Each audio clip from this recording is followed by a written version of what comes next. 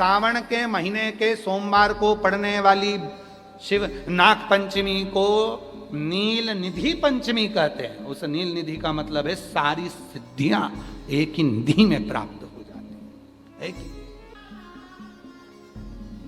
कौन सा दिन है बोलो जरा, सावन के, जम के बोलो जरा, जम के बोलो। सावन के सोमवार पर यदि नाग पंचमी पड़े, ध्यान दीजिएगा।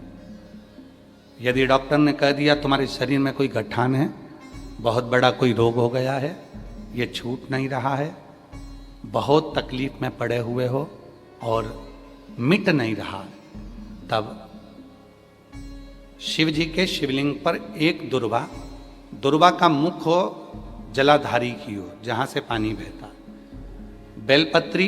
बेलपत्री का डंडी का मुख हो, जहां से जल बहता, जलाधारी की हो। और 2 छोटी छोटी कटोरियों में यदि सावन महीने के सोमवार की नाग पंचमी पर अगर दूध चढ़ाया जाता है और उसको दूध चढ़ी हुई बेलपत्री और दुर्वा दोनों को लेकर आया जाता है, दुर्वा सुबह के समय द्वितीय दिवस में, जिस दिन चढ़ाओगे उस दिन नहीं, द्वितीय दिवस में उसको सुबह सुबह चबाकर खा लीजिए। और बेलपत्री को जिस कक्ष में आप सोते हैं उस कक्ष में उसको रख लीजिए, कहीं पर भी, हमेशा के लिए। जो शरीर का रोग है वो धीरे धीरे मिटेगा ही, और 4 से 6 महीने के अंदर बड़े से बड़ा रोग सारी रिपोर्टें नील आकर सामने खड़ी। ये कोई साधारण नहीं है। सावन महीने का सोमवार उस दिन पड़ने वाली नाग पंचमी। आप सबको तो साधुता है, अब की बार 17 अगस्त को पड़ रही है और बाबा की कृपा से आपको ये कथा श्रवण करने को मिल गई नील निधि की। रोग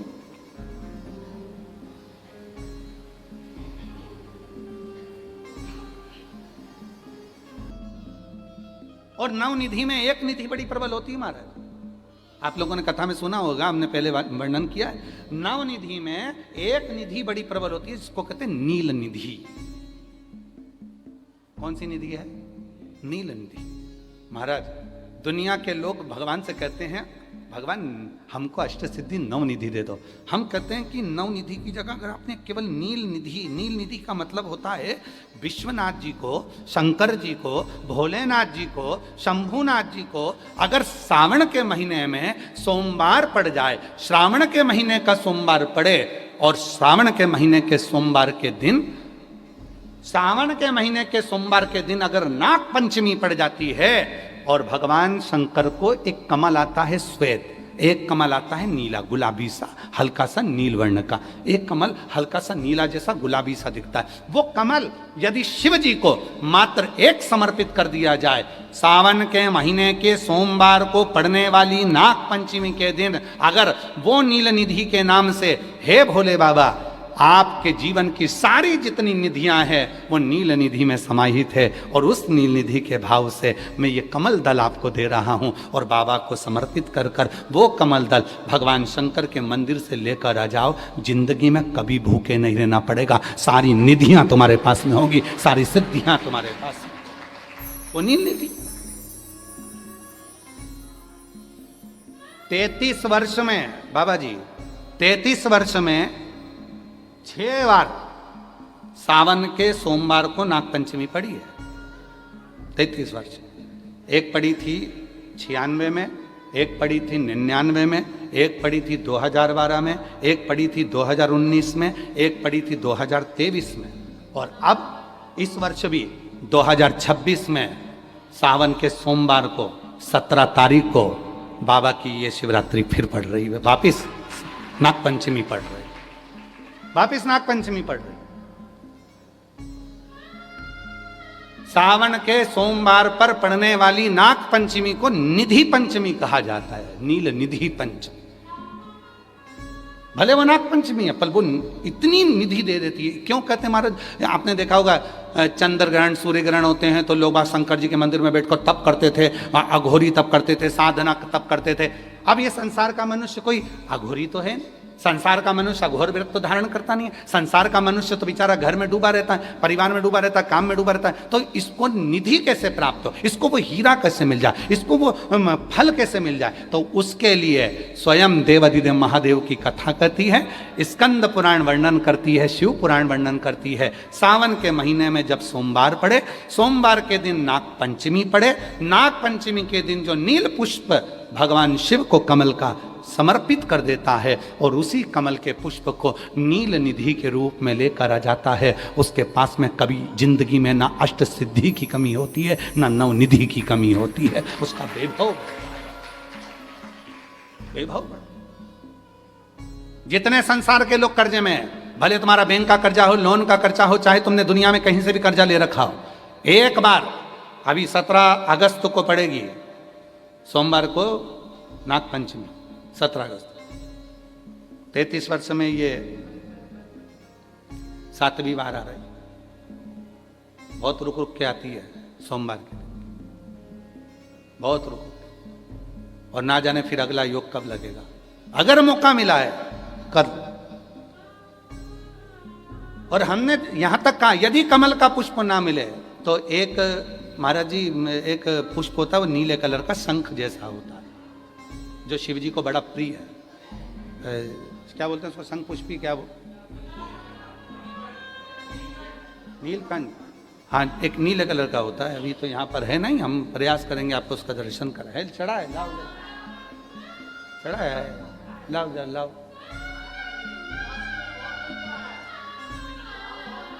अच्छा यहाँ मिलता है, अच्छा हाँ ये देखो, अगर मान लो तुम्हें नील कमल ना मिले, नील कमल प्राप्त ना हो, कहीं सरोवर तालाब में अभी बहुत बारिश हो रही है, कहीं जाना नहीं, नील कमल नहीं मिल रहा है, तो ये नीला पुष्प अगर आपको मिल जाए, एक बार नील निधि के नाम से शिव को समर्पित करना और बाबा को समर्पित कर कर उसी को वापस लेकर आना। बाबा मेरे घर में अष्ट सिद्धि नव निधि निवास करे, कृपा करना।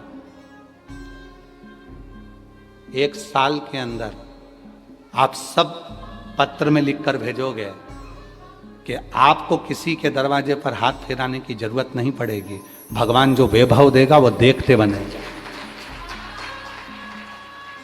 नील निधि,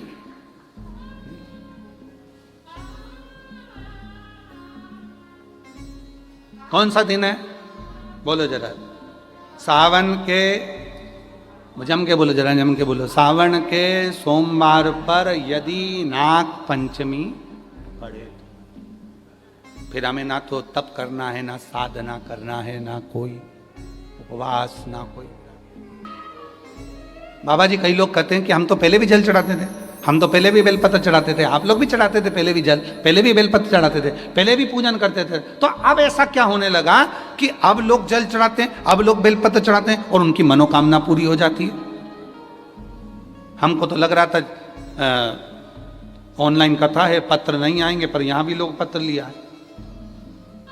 मतलब बाबा देता तो है, शिव कृपा तो करता है। तो पहले भी लोग जल चढ़ाते थे, पहले भी मंदिर जाते थे, फिर आज के जमाने में ऐसा लोग कहते हैं सीहोर वाले बाबा ने, पंडित प्रदीप मिश्रा जी ने ऐसा क्या कर दिया जो दुनिया के लोगों के काम होने लगे। हुआ कुछ नहीं। डॉक्टर पहले तुम क्या करते थे, मेडिकल से दवाई लाते थे, डायरेक्ट खा लेते थे, डॉक्टर के पास नहीं जाते थे पैसा बचाने के चक्कर। अब तुम क्या करते हो, डॉक्टर के पास जाते हो, वो दवाई लिखता है, तरीका बताता है, इस दवाई को खाली पेट लेना, इस दवाई को सुबह लेना, इस दवाई को शाम को लेना, इस दवाई को दूध के साथ लेना, इस दवाई को पानी के साथ लेना, आधे कप में लेना इतनी, और फिर इसके वजह से हिलाकर उसको ले लेना। कौन बता रहा है, डॉक्टर। शिव महापुराण ने यही करा, सीहोर वाले बाबा ने यही करा।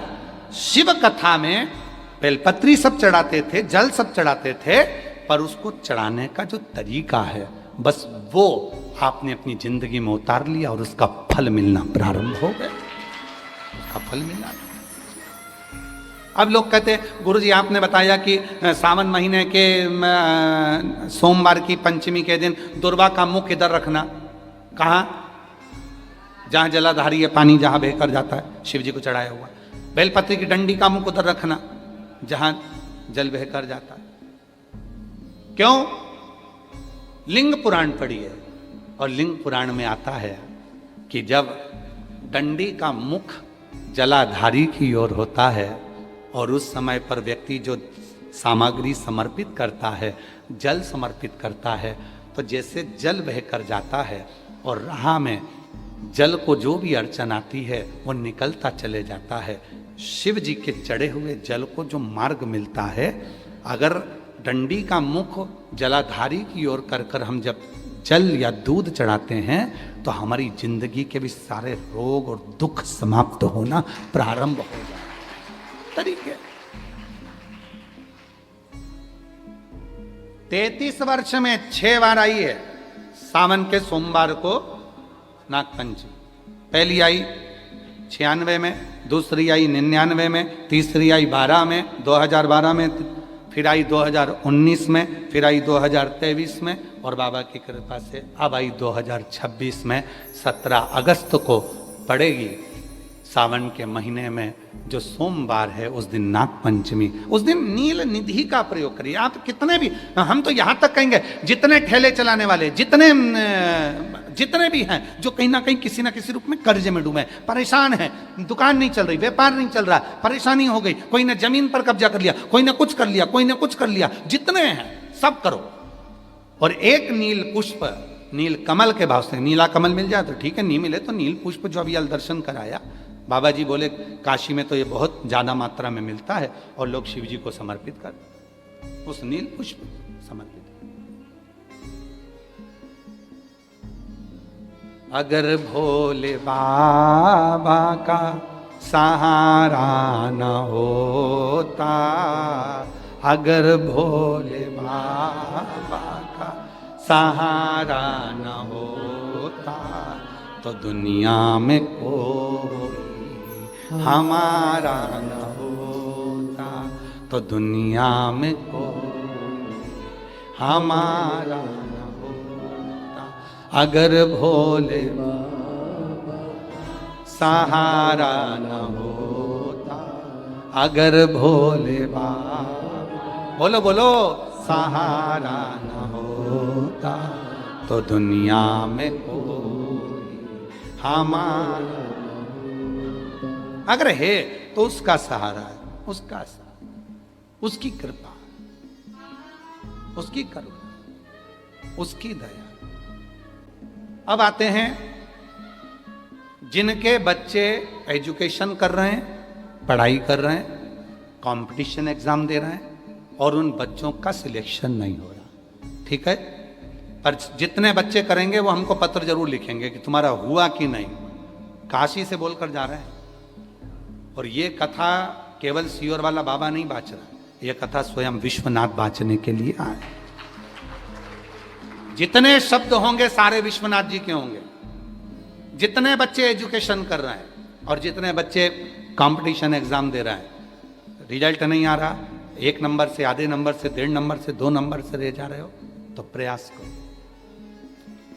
सावन के महीने के सोमवार की नागपंचमी के दिन, सोमवार की नागपंचमी के दिन लाल चंदन बाजार में होता है, लाल चंदन, उस लाल चंदन का लेपन घिस लो, उसको घिसकर बेलपत्री की दोनों पत्तियों में, नीचे वाली दोनों पत्तियों में उस लाल चंदन का लेपन करिए। बेलपत्री के नीचे वाली दोनों पत्तियों में लाल चंदन का लेपन करिए, और ऊपर वाले पत्ते पर केवल लच्छा, लच्छा किसको बोलते हैं यहाँ पर, क्या बोलते हैं, नाड़ा, लच्छा क्या बोलते हैं, मौली, लच्छा, नाड़ा, जो भी है वो बीच वाली पत्ती पर रखकर देव अधिदेव महादेव को समर्पित कर दीजिए, और बाबा पर 1 लोटा जल चढ़ा दो।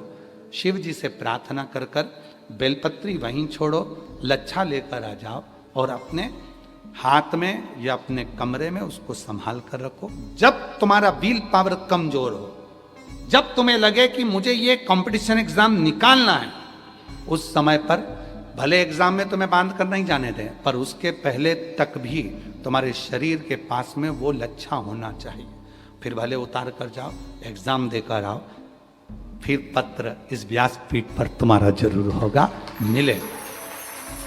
वो साधारण नहीं है। सावन के महीने के सोमवार को पड़ने वाली शिव नाग पंचमी को नील निधि पंचमी कहते हैं। उस नील निधि का मतलब है सारी सिद्धियां एक ही निधि में प्राप्त हो जाती है।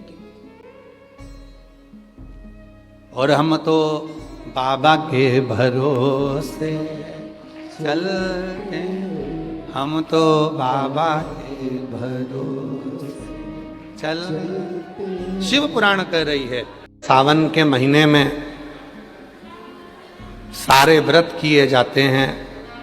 सोमवार का व्रत भी आता है, शिवरात्रि का व्रत भी आता है, मंगला गौरी का व्रत भी आता है, अन्नपूर्णा का व्रत भी आता है, अष्टमी का व्रत भी आता है। पर साथ में एक व्रत सावन के महीने में होता है जिसको मौन व्रत कहा जाता है।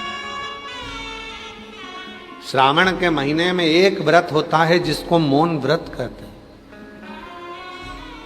आप सबको मालूम होगा शिव और शक्ति दोनों का अर्धनारीश्वर स्वरूप का जब दर्शन हुआ था, शिव महापुराण की कथा कहती है तब ब्रह्मा जी मौन हो गए थे, क्योंकि ब्रह्मदेव से गलती हो गई थी बहुत।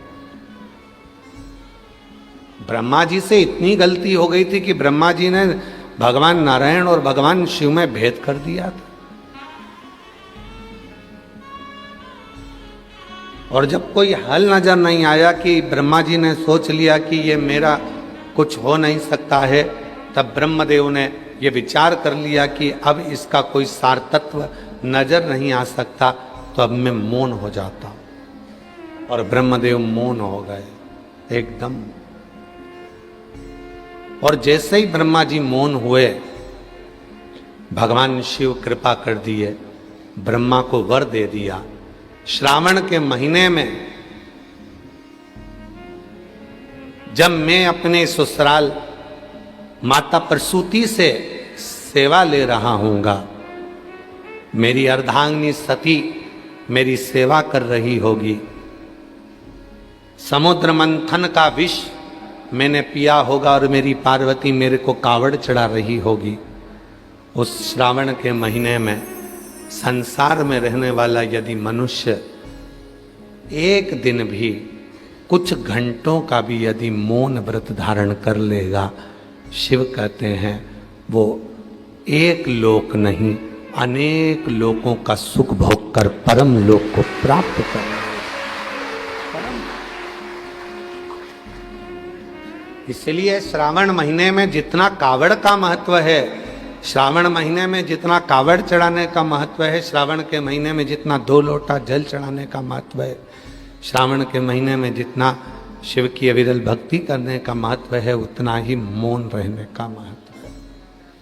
पूरे महीने में एक दिन 2 घंटा, आधा घंटा, 15 मिनट, 20 मिनट, 1 घंटा, एक दिन, जितना भी हमसे बन सकता है उतना हमें मौन धारण करना चाहिए। एक दिन हमें मालूम है पूरे दिन तो तुम मौन नहीं रह सकते और पूरे महीने भी नहीं रह सकते, तो कम से कम एक दिन मौन रह, चुप रह, शांत।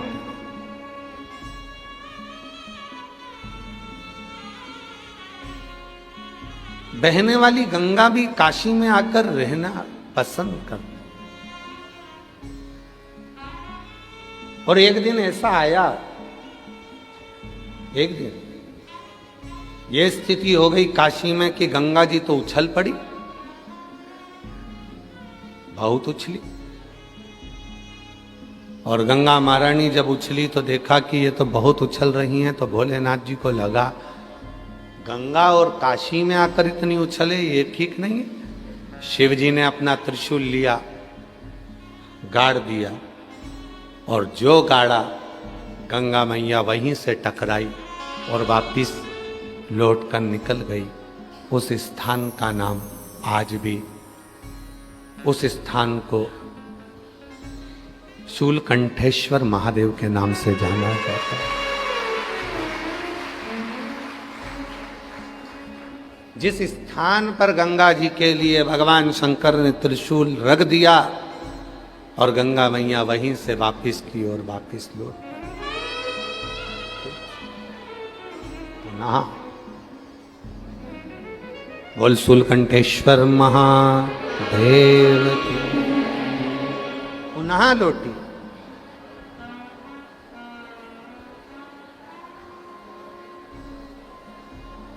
उनको पहचानना, उनको जानना, उनका स्मरण करना, उनकी भक्ति में डूबना। शिव जानते थे, भगवान शंकर के स्मरण में था कि गंगा अविरल बही है, उछली है, तो हो सकता है कि काशी में भी उछले, हो सकता है। पर उसको साधना, किसी ने खूब कहा, अच्छा सुंदर कहा है कि पानी और परमात्मा दोनों की याद प्यास लगने पर लगती है। पानी कब याद आता है? जब प्यास लगती है, बहुत प्यास लगे तो पानी की याद आती है। और परमात्मा की याद कब आती है? जब बहुत दुख हो। बहुत प्यास लगने पर पानी याद आता है और बहुत दुख आने पर परमात्मा याद आता है। कैसे भी मेरा शिव मेरे दुख को काट दे, कैसे? और लगन तुमसे लगा बेटे जो हो,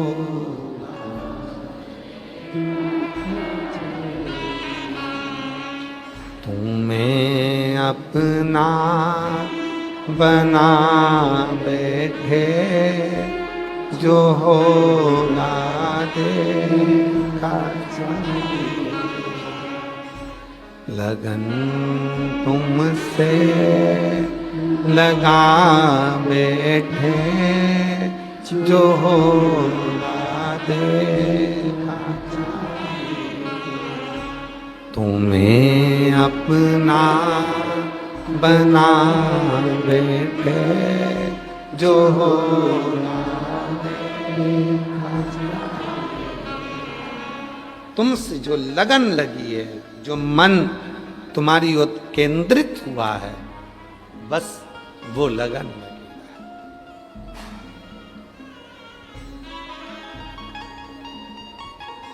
सतयुग, त्रेतायुग, द्वापर, और अभी क्या चल रहा है? जम के तो बोलो, कलयुग। कलयुग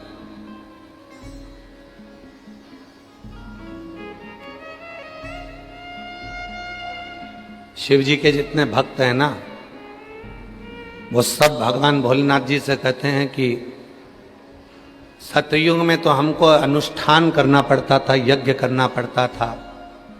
सतयुग में तो हमको यज्ञ अनुष्ठान करना पड़ता था, तब आप कृपा करते थे।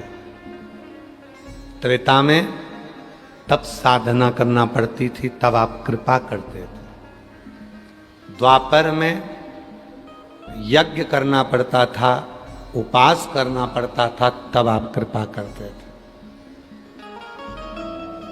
जितने सतयुग के संत हैं, जितने त्रेता के साधु हैं, जितने द्वापर के महात्मा हैं, वो शिव जी से कहते हैं अब हमको कलयुग में नीचे भेज दो।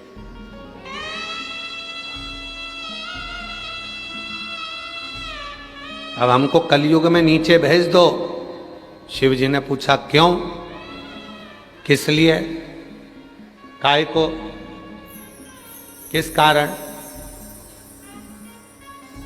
तो सतयुग के संत कहते हैं, त्रेता के संत कहते हैं, द्वापर के संत कहते हैं पहले हम यज्ञ करते थे तब शिव प्रसन्न होते थे, व्रत करते थे तब शिव प्रसन्न होते थे, साधना उपासना करते थे तब शिव प्रसन्न होते थे। पर अब हमको कलयुग में भेज दो, क्योंकि एक लोटा जल से शिव प्रसन्न हो जाते। एक लोटा जल सारी समस्या का। अब शिव केवल एक लोटे जल से प्रसन्न हो जाते हैं, केवल एक लोटा जल।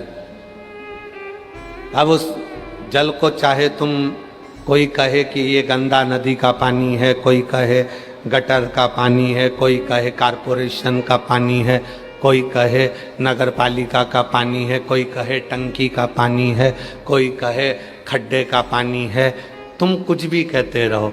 शिवजी अगर पानी देखते होते तो तुमसे पानी मांगते ही नहीं। शिवजी अगर फूल देखते होते तो तुमसे फूल मांगते ही नहीं। शिव महापुराण में, स्कंद पुराण में, भविष्य पुराण में, अग्नि पुराण में, नर्मदा पुराण में, लिंग पुराण में, नारद पुराण में, ब्रह्मविवर्त पुराण में, कूर्म पुराण में, मत्स्य पुराण में, विष्णु पुराण में, श्रीमद् भागवत पुराण में, जितनी पुराणे हैं और जितनी उनकी उप पुराण है, उसमें ये नहीं लिखा कि जल कहाँ का लेकर आना। उसमें तो ये लिखा, भाव से अगर तूने आंख के अश्रु भी चढ़ा दिए तो भी शिव स्वीकार कर लेगा, तो भी शिव स्वीकार कर। चलो जाने दो, अब एक कथा सुनो नरसिंह मेहता जी की। नानी बाई का मायरा सावरिया सेठ ने भरा था, पर सावरिया सेठ से मिलाने वाला नरसिंह जी को थे कौन? भगवान देव अधिदेव मां। जरा विचार करिए, थोड़ा संगीत सब थोड़ा शांति से रहे।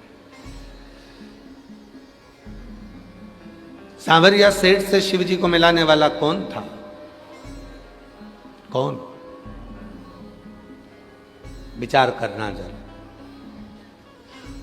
बड़ी भाभी ने देवर को धक्के मार के निकाल दिया। नरसिंह मेहता जी रोते हुए कहाँ जाते तो बड़े भाई सारंगधर ने कह दिया कि वो टूटा हुआ शिवजी का मंदिर है, वहां चले जा। टूटे हुए शिवजी के मंदिर में भेज दिया और टूटे हुए शिवजी के मंदिर में नरसिंह जी चले गए। ना लोटा था, ना जल था, ना फूल था, ना पत्र था, ना भोग था, ना भोजन था, कुछ कुछ। क्या करा नरसिंह जी ने? पूरी रात नरसिंह जी शिवलिंग को गले लगाकर रोते रहे। पूरी रात नरसिंह जी शिवलिंग को गले लगाकर रोते रहे, पूरी रात। सुबह ब्रह्म मुहूर्त में भगवान शंकर ने नरसिंह जी को नंदी पर बिठाया और सांवरिया सेठ का दर्शन कराने के लिए गौलोक धाम ले गए।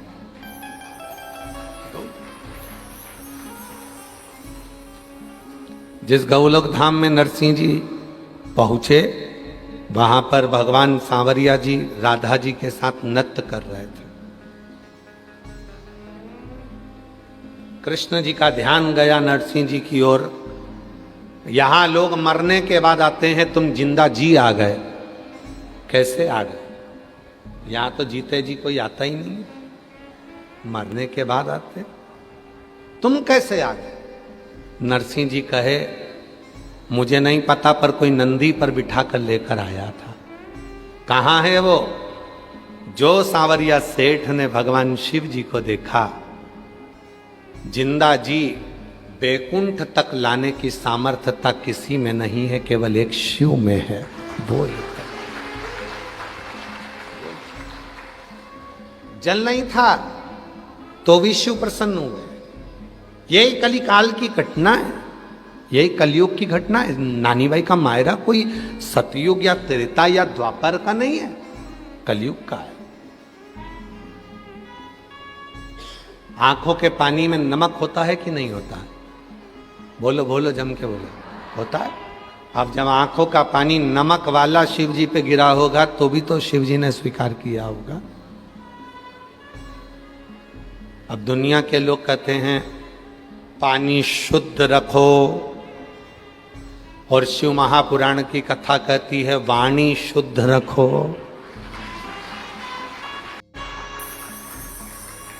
दुनिया के लोग कहते हैं फूल शुद्ध रखो।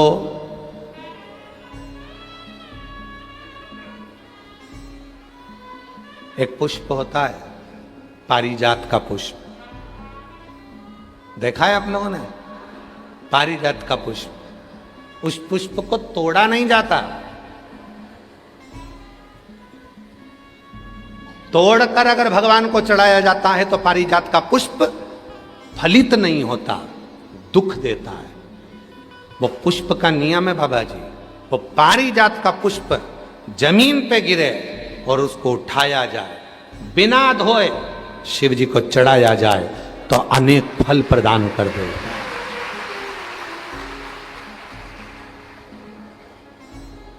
बिना धोए।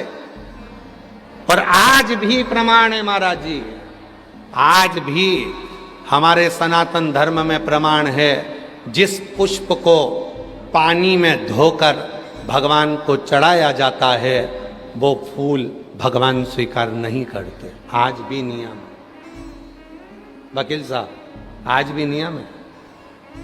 जिस फूल को अगर पेड़ से तोड़ा, पानी में धोया, उसके बाद भगवान को चढ़ाया तो भगवान उसको स्वीकार नहीं करते। ये रीते आज भी। फूल से टूटा और टूटने के बाद भगवान को चढ़ा दिया, वो स्वीकार।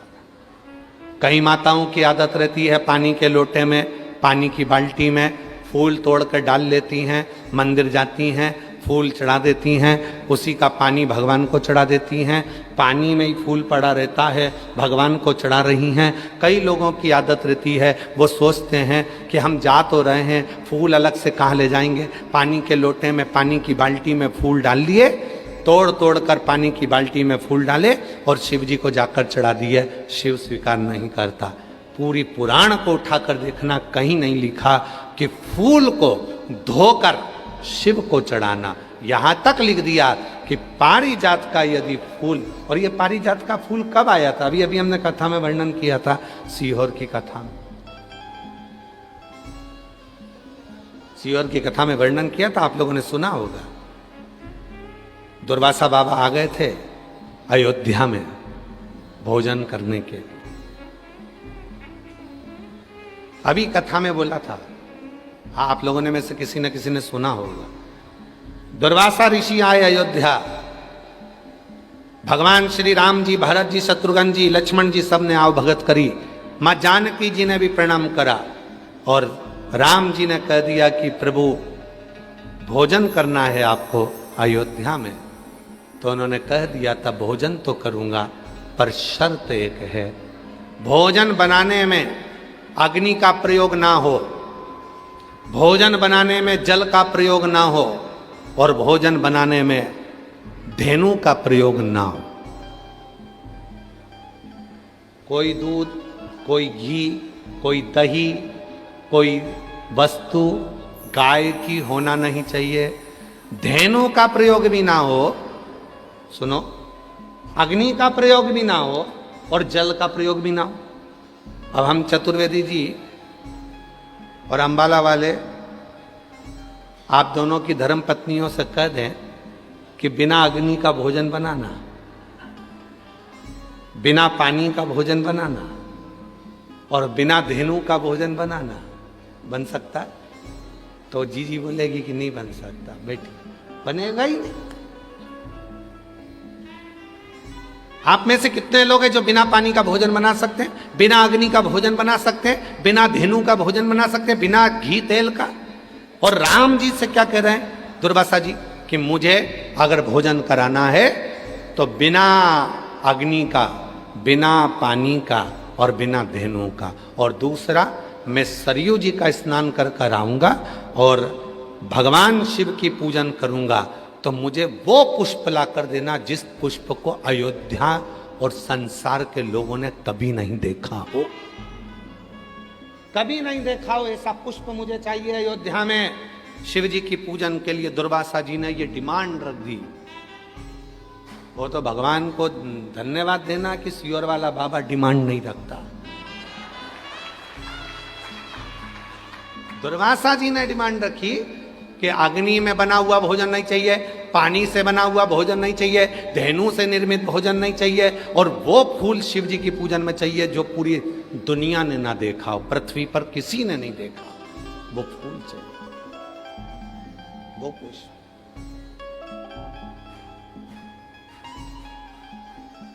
वो पुष्प चाहिए।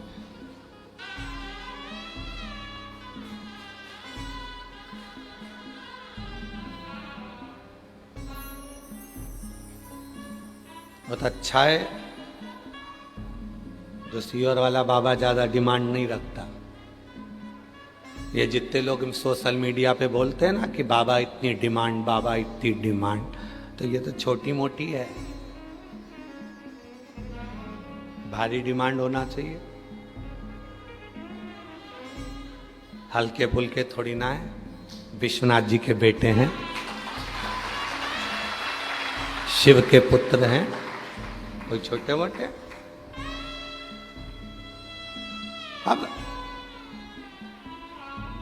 राम जी चिंता में पड़ गए। राम जी के समझ में नहीं आया कि मैं ऐसा भोजन, सीता जी से पूछा तुम बना दोगी? सीता जी बोली बिना आगी के और बिना पानी के, बिना घी तेल के कोई भोजन बनेगा? पूरे अयोध्या में दिखवाया ऐसा कोई फूल जिसको किसी ने नहीं देखा हो। बाबा वशिष्ठ के पास गुरु जी ने कह दिया एक पत्र लिखो, इंद्र के लिए छोड़ दो।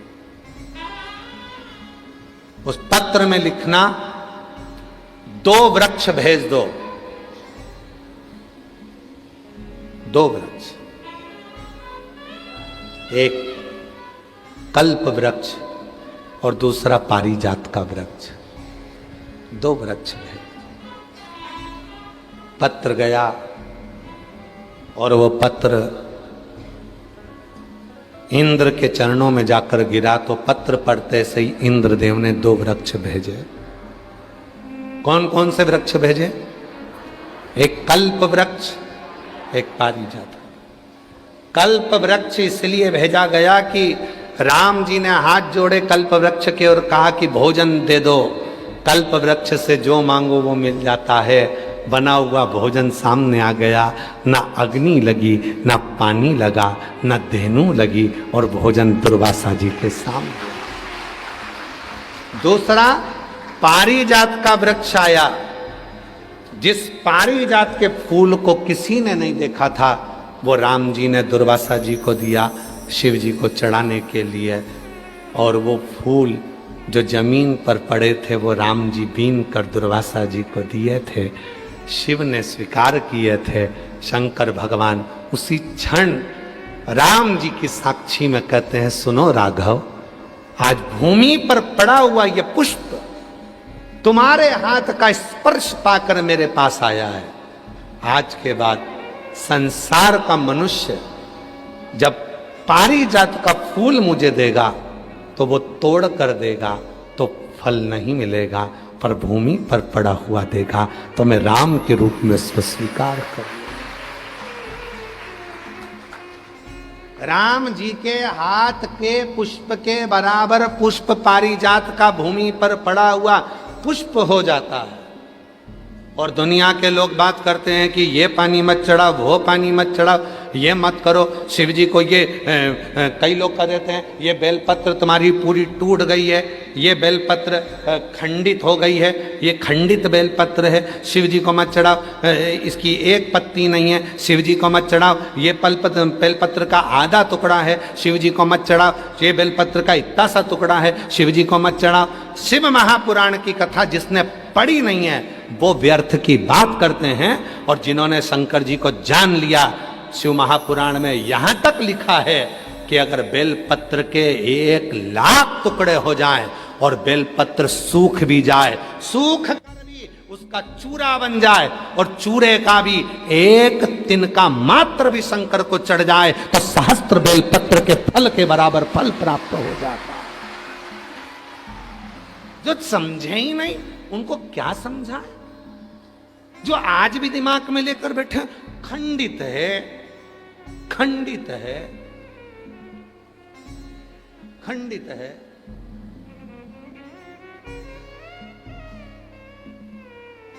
खंडित है,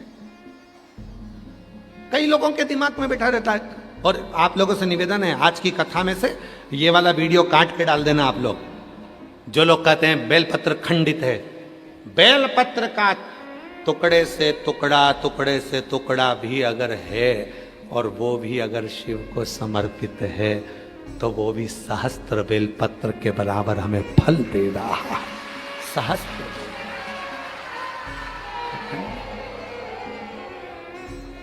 दुनिया में केवल एक ही तो है, पूरी दुनिया में केवल एक ही है, मेरा देव अधिदेव महादेव। भगवान विष्णु जी की मूर्ति खंडित होती है तो मूर्ति को बदलना पड़ता है। राम जी की मूर्ति खंडित होती है तो मूर्ति को बदलना पड़ता है। देवी जी की मूर्ति खंडित होती है तो मूर्ति को बदलना पड़ता है। दत्त भगवान की मूर्ति खंडित होती है तो मूर्ति को बदलना पड़ता है। 33 कोटि देवताओं की मूर्ति खंडित होती है तो मूर्ति को बदलना पड़ता है। और महादेव का शिवलिंग यदि खंडित भी हो जाता है तो वह खंडेश्वर महादेव कहलाता है। शिव जी का शिवलिंग भी अगर खंडित हो जाए तो वो खंडित नहीं माना जाता। 1000 टुकड़े हो जाएं तो खंडित नहीं माना जाता। उसके टुकड़े टुकड़े हो जाएं तो भी खंडित नहीं माना जाता। वो अखंडेश्वर हो जाता है, सहस्त्रेश्वर हो जाता है, लक्षेश्वर हो जाता है। वो साधारण नहीं रहता है।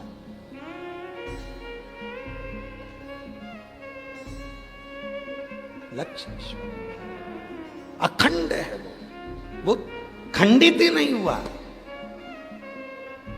सारी दुनिया में सबसे ज्यादा आक्रमण अगर द्रोहियों ने करे हैं तो काशी पर करे। अगर विधर्मियों ने सबसे ज्यादा आक्रमण करे तो काशी विश्वनाथ पर करे। सब कुछ तोड़ लिया उन्होंने, पर काशी आज भी अजर और अमर जैसी खड़ी की खड़ी है। अजर अमर है। गली गली के मकान तोड़कर देख लो, हर मकान के नीचे से शिवलिंग निकलेगा, हर ओटले के नीचे से शिवलिंग निकलेगा, हर भूमि के नीचे से शिवलिंग निकलेगा। विद्रोहियों ने पूरी तरह से शिवलिंगों को खंडित कर कर देख लिया, पर उनको क्या मालूम था ये विश्वनाथ है जो दुनिया का भरण पोषण करने वाला है। ये कभी खंडित नहीं होता, ये तो अखंड है और अखंड ही रहेगा। ये अखंड है और अखंड ही रहेगा। ये कोई साधारण नहीं है, इसको समझना साधारण नहीं है।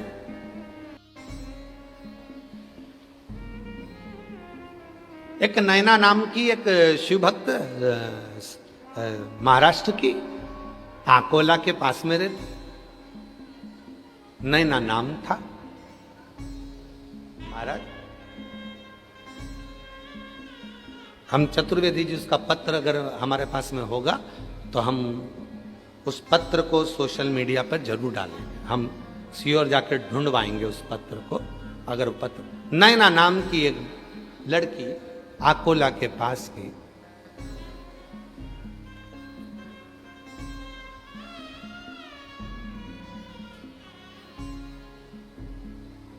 हॉस्पिटल में जॉब करती है। हॉस्पिटल में भी ऐसी जगह जॉब करती है जहां पर स्त्री का प्रसव होता, बच्चा जन्म लेता, तो पूरी की पूरी वो बच्चे को जन्म देने में उसका पूरा शरीर जो है वो प्रसव के कारण बस रक्त में आदिक में हो जाता है और वो पूर्ण तरह से गंदी हो जाती। वो कहती कि मैं पूरा मेरा शरीर गंदा हो जाता। अब बच्चा जन्म लिया, अब ये तो माएँ जानती हैं, माँओं को मालूम है कि प्रसव के समय पर बच्चा जब जन्म लेता है तो कितना कितना वहाँ रक्त आदि गंदा हो जाता है। नहीं ना,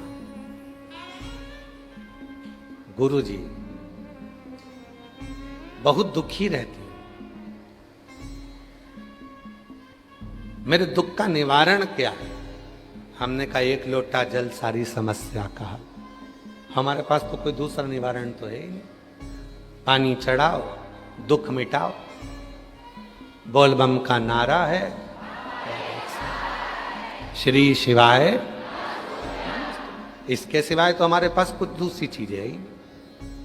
दुनिया के लोगों के पास में बहुत सारी चीजें हैं। कोई भभूति दे देगा, कोई बेल दे देगा, कोई नारियल दे देगा, कोई कुछ दे देगा। हमारे पास तो ये भी नहीं है।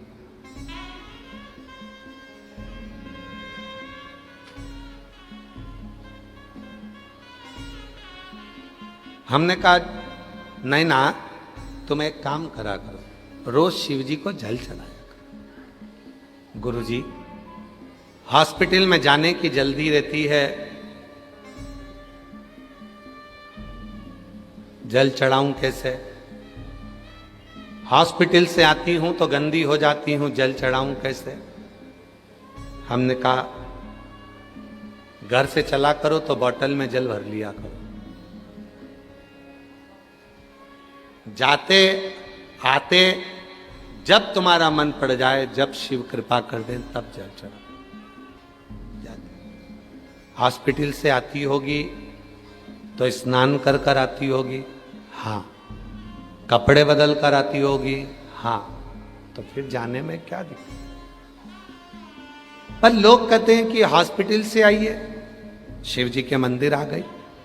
हमने कहा दुनिया तो ताना देती रहेगी। शिव महापुराण की कथा में आता है, रात्रि को 9:15 वाला जो उपाय यूट्यूब पर डला हुआ है, जब कोई बहुत मात्रा में बीमार पड़ जाता है, हॉस्पिटल से ही वो 9:15 वाला उपाय करने के लिए मंदिर पहुंच जाता है और बाबा उस पर करुणा करना प्रारंभ कर देता है।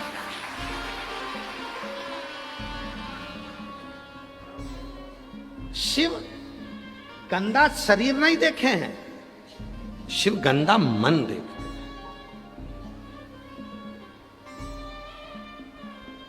कितने रुपए का तुमने क्रीम पाउडर लगाया, कितने सुंदर तुम हो, ये शिव जी को मतलब ही नहीं है। क्या करेगा वो तुम्हारी सुंदरता से? करेगा क्या? जिनके आगे स्वयं मां जगत जननी पार्वती जी भी फीकी हैं, जिनके आगे स्वयं जगत जननी जगदम्बा अंबा भी स्वरूप में फीकी हैं, वो शिव जी कितने सुंदर हैं, तो तुम्हारी सुंदरता से उसको कोई मतलब तो है नहीं। तेरी प्रतिमा कितनी सुंदर, तू कितना सुंदर।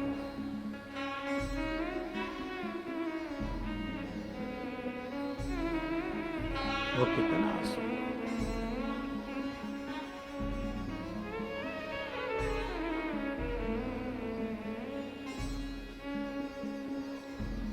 कितना सुंदर होगा। तेरी प्रतिमा कितनी सुंदर, तो कितना सुंदर, तो कितना सुंदर। जरा विचार करें, कितना सुंदर।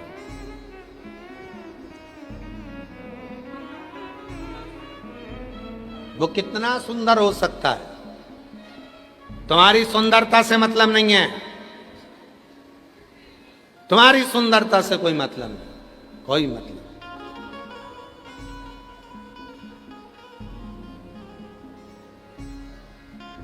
नाथू भगत की कथा याद है आप लोगों को? काशी में रहने वाले, जितने काशी में रहने वाले, नाथू भगत की कथा आप लोगों के स्मरण में होगी। नाथू भगत शिव का परम उपासक, गंगा जी के तट पर रहता था। 80 घाट के नजदीक में एक बड़ा सा किला था। उस किले के एक आले में वो रहता था, किले के आले में। और वो किले के घाट के किले के आले में। अब थोड़ा ध्यान देना तुम लोग, जरा सा स्मरण रखिएगा। आप लोग तो काशी के रहने वाले हो, गंगा के घाट पर बहुत बड़े बड़े घाट हैं। घाट के अंदर जहां लोग खड़े होकर नहाते हैं, ऐसे गोल गोल चबूतरे बने रहते हैं, उसके अंदर आले बने रहते हैं, आले। उस आले के अंदर नाथू भगत रहता था। जितने काशी वाले हैं उन सब के स्मरण में एक कथा होगी कि वो नाथू भगत काशी में रहता और 80 घाट के नजदीक में केदार खंड के अंतर्गत निवास करता। नाथू भगत जिसको भी प्रवचन देता था, बोलता था, तो एक ही बात कहता था, कभी उसने काशी से बाहर पांव नहीं रखा। कैलाश नहीं गया क्योंकि उसको मालूम है कैलाश मेरी काशी में है। कभी देवी का दर्शन करने नहीं गया क्योंकि 9 देवियां मेरी काशी में है। किसी गौरी का दर्शन करने नहीं गया क्योंकि 9 गौरी मेरी काशी में है।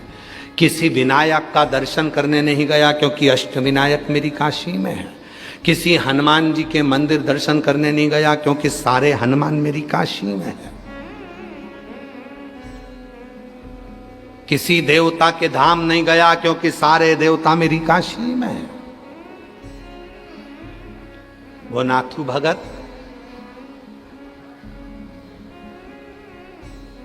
10 साल में उसका एक नियम था, वो भंडारा करता था। कितने साल में? 10 साल में भंडारा करता था वो नाथू भगत। भंडारा कैसा करता था? तुम भंडारा कैसे करते हो? पूड़ी बनाते हो, सब्जी बनाते हो, बिस्कुट बांटते हो, टॉफी बांटते हो, सब कुछ बांटते हो। वो नाथू भगत वो कहता था, मैं भंडारा उस चीज का करूंगा जो मेरे शिवजी ने मुझको दिया है। जो मेरा है ही नहीं उसका मैं भंडारा कैसे करूं? 5,000 रुपए तुम दो, आज खीर बांटेंगे, ये भंडारा नहीं है। तेल का पीपा तुम दो, आज पूड़ी सब्जी बनाकर बांटेंगे, ये भंडारा नहीं है। आज बटुकों का भोजन होगा, मालपुआ रबड़ी बनेगा, 20,000 रुपए तुम दो, ये भंडारा नहीं है। कहीं से लेकर आ गए दे दिया, ये भंडारा नहीं है। नाथू भगत काशी की पवित्र भूमि का वो संत था शिव का। वो कहता था, मेरे भगवान ने जो मुझे दिया है मैं भंडारा उसका करूंगा। क्या करता था? अपने शरीर को खंबे से ठोक लेता था, शिव शिव शिव शिव शिव कहकर ठोकता। शरीर में घाव हो जाते, शरीर में घाव होते, उसमें कीड़े पड़ जाते। शरीर के अंदर कीड़े पड़ते और वो कीड़े शरीर को खाते। 15 दिन तक भंडारा उसके शरीर का देता वो नाथू भगत, और 16वें दिन मां गंगा में जाकर डुबकी लगाता, पूरा शरीर ठीक हो जाता।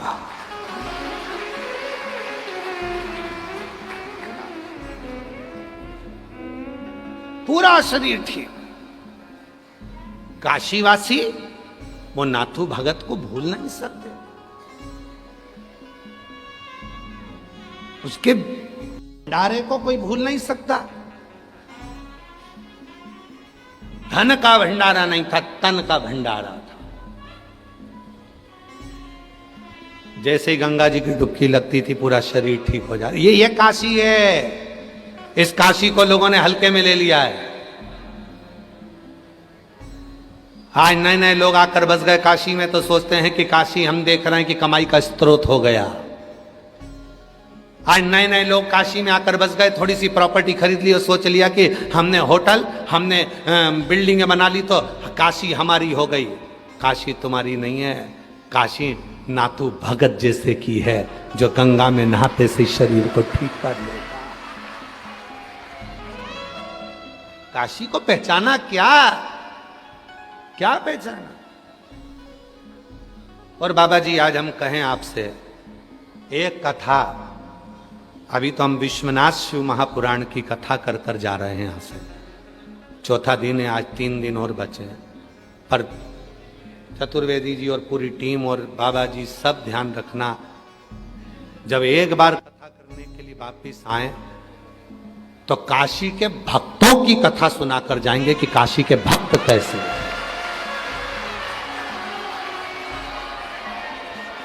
कैसे काशी के भक्त थे, कि उन काशी के भक्तों का क्रम क्या रहा है, उन काशी के भक्तों का क्रमता क्या रही है, उन काशी के भक्तों की सराहना क्या रही है।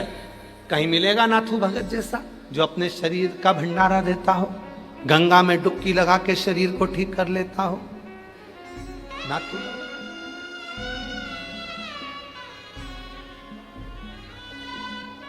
आओ काशी के एक भगत की ओर बात करें तो विपन्नन, काशी का एक भगत विपन्नन मणिकर्णिका पर रहता था,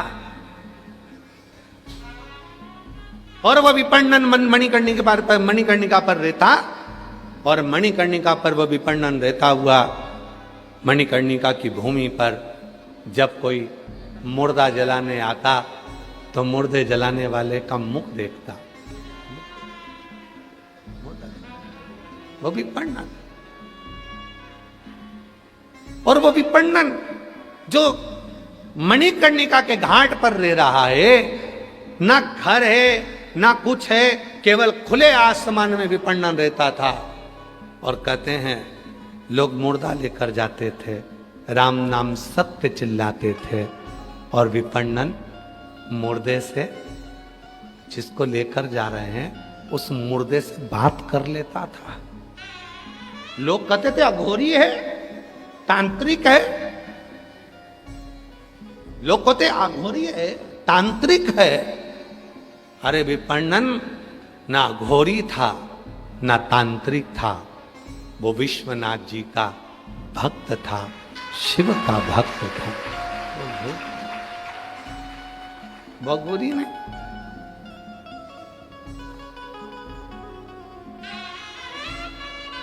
और मैंने लाख सहारे छोड़ दिए, बस तेरा सहारा।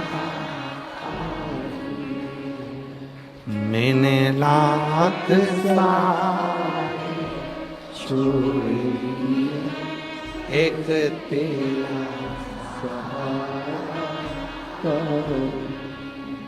बस तेरा सहारा काफी है, बस तेरा सहारा काफी है।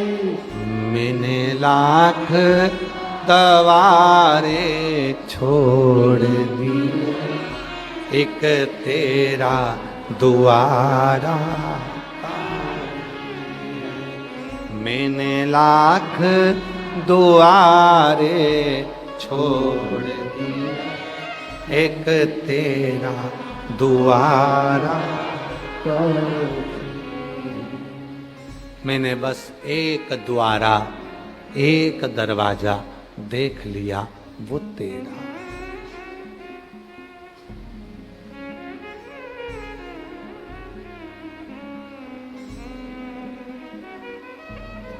संगी साथी कुटुंबी बड़े, मेरे संगी साथी कुटुंबी बड़े, बस एक सहारा देख लिया, तेरे दर का किनारा काफी है। बस एक सहारा देख लिया, तेरे दर का किनारा काफी है। मैंने सारे सहारे छोड़ दिए, बस तेरा सहारा काफी है। विपन्नन लोग कहते थे तांत्रिक था, विपन्नन लोग कहते थे अघोरी था, विपन्नन जिसकी चरित्र काशी के शास्त्रों में मिलता है, और उसको पढ़ो तो मिलता है कि विपणन मुर्दों से बात कर लेता था, मुर्दों से। और सुनो, ए काशीवासियों, आप सबके चरणों को प्रणाम कर कर एक बात कहना चाहता हूं इस विपणन के चरित्र से। प्रश्न था विपणन का। एक ब्राह्मण, मस्तक पर त्रिपुंड, गले में रुद्राक्ष की माला, भस्म पूरे शरीर पर लगी हुई, त्रिपुंड, और विपणन के पास आ गया। उस दिन विपणन खुले आसमान में बैठे थे, मुर्दे से बात कर रहे थे, मुर्दे से। ये काशी है वकील साहब, ये काशी है जहां मुर्दे से बात करने वाले संत भी यहां निवास करते थे। गर्व होना चाहिए काशीवासियों को कि ये काशी है। इसको महाशमशान कहते हैं, महाशमशान। विपणन बैठे थे, गले में रुद्राक्ष, भस्म, त्रिपुंड पहना हुआ एक ब्राह्मण विद्वान, शिखाबंदी है उसकी, तन पर एक लंगोटी है, ऊपर के भाग कुछ नहीं है, एक यज्ञोपवीत धरा हुआ है। विपणन के पास आ गया विपणन। आज विपणन मुर्दे से बात कर कर हंस रहे थे, तो मैं पूछा कि भाई मेरा प्रश्न है। ब्राह्मण ने पूछा कि परमात्मा से प्रेम और संसार से प्रेम में क्या अंतर है। सुनना जरा, बड़ा सुंदर है। परमात्मा से प्रेम और संसार से प्रेम में क्या अंतर है। विपणन ने जो कहा हम आज की भाषा में सुनाएंगे, पुरानी भाषा में नहीं सुनाएंगे, क्योंकि आज की भाषा में तुम्हें जल्दी समझ में आएगा। विपणन ने कहा परमात्मा से प्रेम और संसार के प्रेम में क्या अंतर है। ब्राह्मण ने पूछा तो विपणन ने जवाब दिया, कोई हॉस्पिटल में पड़ा हुआ है, घर से लोग भोजन ले जाने को टेंशन समझ रहे हैं, ये संसार का प्रेम है। कौन लेके जाएगा खाना। आज हॉस्पिटल तुम जा रही हो तो कल मैं जाऊंगी, सास बीमार है, ससुर बीमार है, क्या रोज रोज मैं ही बैठी रहूं? क्या पूरी जायदाद का हिस्सा मुझे ही मिलेगा? सास तो तुम्हारी भी है ना, मां तो तुम्हारी भी है ना, तो तुम भी खाना लेके जाओ। ये सांसारिक प्रेम है। विपणन अपनी भाषा में समझाए थे, पर सियोर वाला बाबा अपनी भाषा में समझा रहा है। ये सांसारिक प्रेम।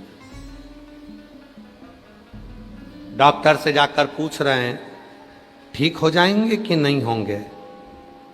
डॉक्टर ने कह दिया चांस तो थोड़े कम है। तो फिर कितने दिन के हैं? ये सांसारिक प्रेम। विपणन की भाषा को हमने अपनी भाषा में बदला है। विपणन की भाषा तो बहुत ऊंची है, जिसको समझने में हमको समय लग जाए, इसलिए हमने अपनी भाषा में। फिर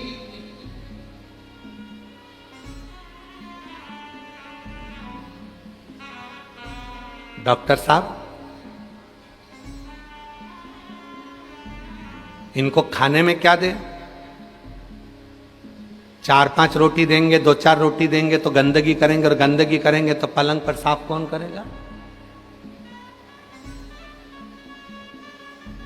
भोजन की मात्रा कम कर दी, 2 रोटी 1 रोटी, जिससे वो मलमूत्र ना करे। साफ कौन करेगा? संसारिक प्रेम है। और विपणन ने कहा यह संसार का प्रेम है। जिस व्यक्ति ने करोड़ों कमाए, जिस व्यक्ति ने लाखों कमाए, जिस व्यक्ति ने दुकान जमाई, जिस व्यक्ति ने बंगला बनाया, जिस व्यक्ति ने घर बनाया, आज उसी पर लोग खर्च नहीं कर पाते। विचार करते हैं ज़्यादा खर्चा हो जाएगा, हॉस्पिटल से जल्दी छुट्टी दे दो, घर ले जाते हैं। अब जब मर ही रहे हैं तो घर ही मर जाएंगे। इसको कहते संसारिक प्रेम।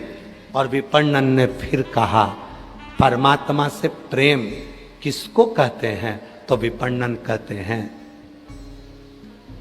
दर्द में भी अगर वो याद आ रहा है, दुख में भी आंसू के साथ विश्वनाथ का नाम निकल रहा है, और मरने से पहले भी ये तुम्हारे भीतर विश्वास है कि मेरे साथ मेरा विश्वनाथ है, वही परमात्मा का प्रेम। इसी को परमात्मा का प्रेम कहते हैं, इसी को परमात्मा के प्रति प्रेम कहा गया। इसलिए मेरी जीजियों, जितने भी आस्था चैनल पर कथा सुन रही हैं, जितने फेसबुक यूट्यूब पर कथा सुन रहे हैं, जितने मेरे जीजा, जितनी मेरी जीजी, जितना मेरा बेटा बेटी, जितने मेरे बुजुर्ग माँ बाप यहाँ बैठे हैं, पंडाल में बैठे हो जितने, बाहर बैठे हो जितने, और जितने आस्था चैनल पर कथा सुन रहे हैं, सबसे निवेदन है अंतिम समय आए उससे पहले अपनी अलमारी में जितनी साड़ियां रखी हैं सब पहनो।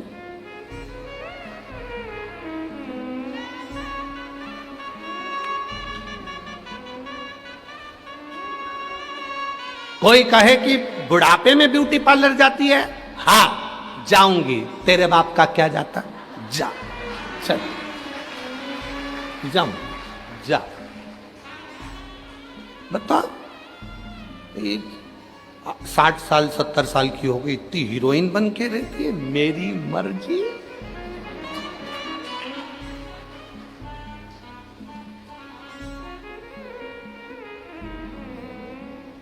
कब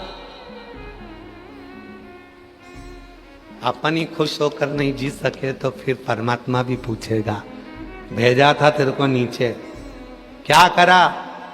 बच्चों की शादी करी, बेटियों की शादी करी, दामाद मिल गए, बहुएं आ गई, सारा काम धंधा उनको दे दिया। बाद में काशी में पंडित प्रदीप मिश्रा की कथा सुनने जाने का मन हुआ, बच्चों से कहा मुझको टिकट बनवा दे, बच्चा के रहने दो, भीड़ चल रही है, अभी कोई टिकट मिकट नहीं मिलेगा। और ससुराल में बेटे के यहाँ काम आ गया तो तत्काल टिकट में डाल दिया। और बाप को माँ को अगर काशी जाना था तो कहा रहने दो, कहाँ जाओगे, रहने दो, क्या करोगे? जब तक तुम्हारे घर में चले तब तक सारे तीर्थ कर लो, सारे तीर्थ। जब तक तुम्हारे घर में चले तब तक दान पुण्य कर लो। फिर तुम 5 रुपए भी निकाल के दान नहीं कर पाओगे क्योंकि कैमरे लगे होंगे। वो कैमरे कौन से हैं? तुम्हारे पोता पोती। वो कैमरे कौन से हैं? तुम्हारे बच्चे। जैसे ही बुआ घर में आई राखी पे, और घर के जितने पोता पोती सब दादी के कमरे में। क्यों? बुआ जी आई है, बुआ जी आई है। बुआ जी से इतना प्रेम नहीं है बच्चों को, वो तो उनकी मम्मियां ठोक ठोक के भेजती है, जब तक बुआ रहे तब तक दादी के कमरे में रहना और देखते रहना दादी क्या क्या दे रही है। और बच्चे पूरी चौकीदारी करते, इतने इतने से बच्चे, 2 चोटी बंदी, बहुत जोरदार का कैमरा है। देख के तुरंत गई मम्मी। आज दादी बुआ जी को पलंग में से निकाल के लाल कलर की चुंदड़ी वाली साड़ी दे रही थी। कैमरा, और वो कैमरा कैच कर गई। बहू ने ध्यान दे लिया, साड़ी दी है, हाँ। जब बुआ जी जाने लगी तो बहू भी कहने लगी अपने अपने पतियों से, देख लो आई थी तो एक बैग लेके आई थी, जा रही 4 लेके। कैमरा है, कैमरा, कैमरा।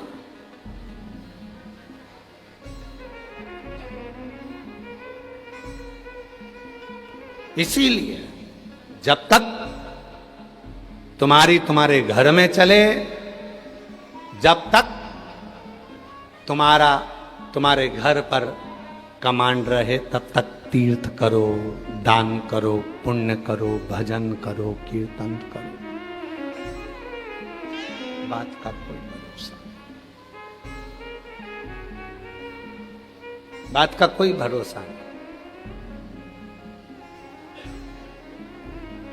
शरीर शिथिल होता चले जाता है तो भजन भी नहीं हो पाता। बंसल जी, अभी तो शरीर चल रहा है तो कथा भी हो रही है। जब शरीर शिथिल हो जाता है तो कथा, भजन, कीर्तन कहाँ हो पाए? बहुत। फिर तो एक ही बात रहती है, अंत समय प्रभु आना, वचन दिया तो निभाना पड़ेगा।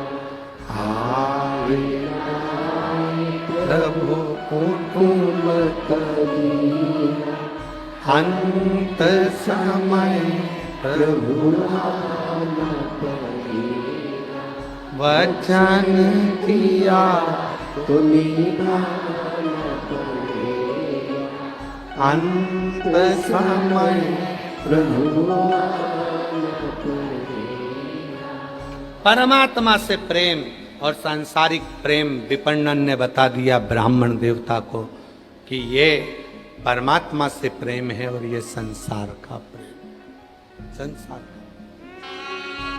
पर एक बात आप लोगों से कहें, आज जो आप लोगों को देखा, आप लोगों का जो प्यार देखा है शिव पुराण के प्रति, दरवाजे पर खड़े होकर इंतजार करना, शायद दुनिया में पहली व्यासपीठ होगी जिसके लिए दरवाजा भी बंद कर दिया जाता है कि कोई आए ना। पर पहली व्यासपीठ देखी होगी दरवाजा बंद करने के बाद भी कूद के आ जाते।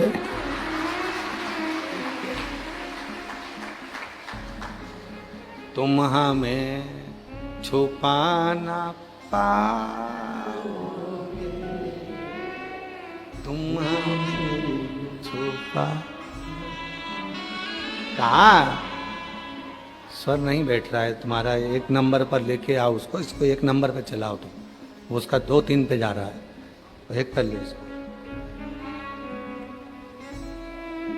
समझ? शिव तत्व कह रहा है, शिव तत्व। शायद पहली व्यासपीठ है जिसको रोकने के बाद भी लोग शिव भक्त, और ये प्रदीप मिश्रा जी के लिए नहीं आ रहे, सीवर वाले बाबा के लिए नहीं आ रहे, आपके दिल में जो शंकर जी बैठे हैं, विश्वनाथ जी बैठे हैं, शिव बैठे हैं, आप उस शिव को पाने के लिए, शिव से शिव का मिलन करने के लिए शिव पुराण है। और शिव से शिव।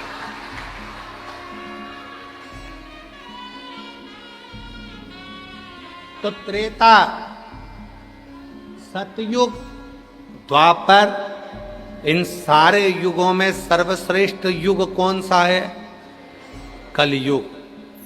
अगर आप सब सतयुग में होते तो हवन कर रहे होते, तप कर रहे होते, आंख बंद करके बैठना होता तुमको 4-6 घंटे तक। त्रेता में होते तो भी तुम्हें तप करना पड़ता, द्वापर में होते तो भी तुम्हें यज्ञ करना होता, पर कलयुग इतना सरल, इतना सरल, एक लोटा जल सब समझता।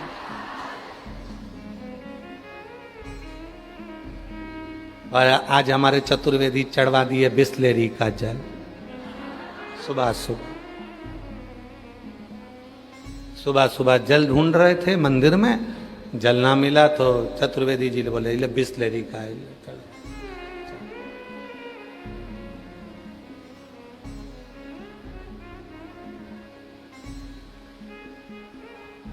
जो नहीं, शिव जी ने कभी नहीं कहा कि मुझे इतना कीमती फूल देना, कभी नहीं, कभी नहीं कहा।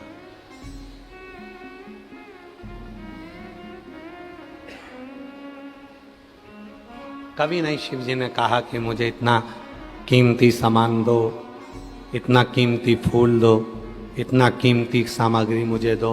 शिव जी तो बोलते ही, शंकर भगवान की कथा तो यहां तक कहती है कि कीमती कीमती सामान तुम घर छोड़ के आओ, एकदम फ्री होकर आओ, आनंद के साथ।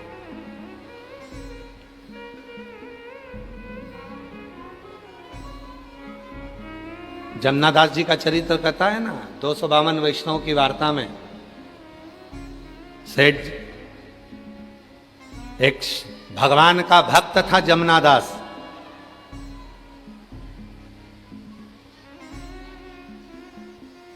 फूल वाले के पास गया फूल लेने के लिए।